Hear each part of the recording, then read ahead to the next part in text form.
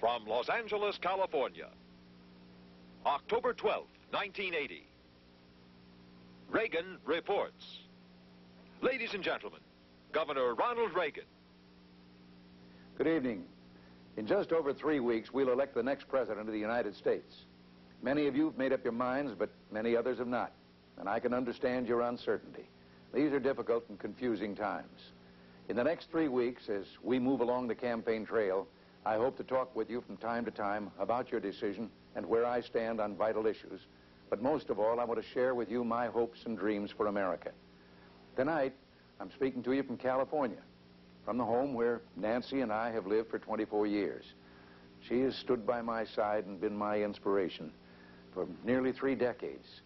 We haven't had much time here lately, and we'll be back on the campaign trail tomorrow.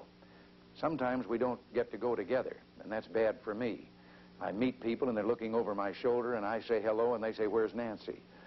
But over the course of this campaign, we've had the privilege of seeing and speaking with many, many people across the land.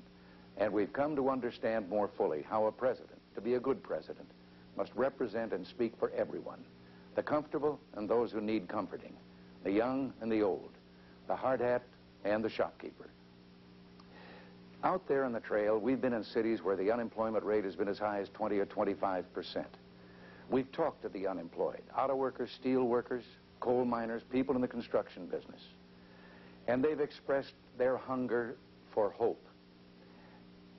The president, in a speech today, said that everything was getting better, that all the indicators were that we've turned the corner. I wish I could believe that, but it just isn't true. Things aren't getting better. I stood not too many weeks ago in the South Bronx in New York. You'd have to see it to believe it. It's like bombed out London. Empty hulks of buildings, blocks that are bulldozed flat, covered with rubble, no jobs, despair painted on one building, broken promises painted on another. I stood there in that spot because that's where in 1977 the president said that he would have a program to revitalize that area, to build homes, to build businesses with jobs and so forth. Well, none of that's taken place.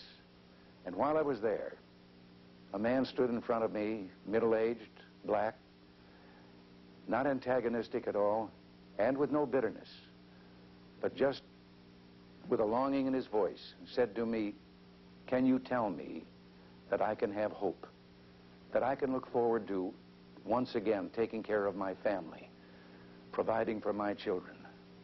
Well, how do you answer that? He can have hope, though. I still have faith in the people of this country, and out there on the countryside, I didn't say anything to shake that faith. We can do what has to be done.